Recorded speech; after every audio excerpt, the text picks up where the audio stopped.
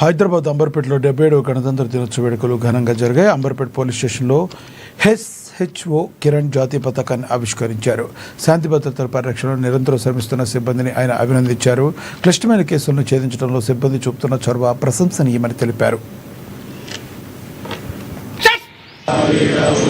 మా యొక్క పోలీస్ స్టేషన్లోని దాదాపుగా 100 మెంబర్ స్టాఫ్ ఈరోజు ఈ యొక్క గణతంత్ర దినోత్సవానికి హాజరు కావడం జరిగింది.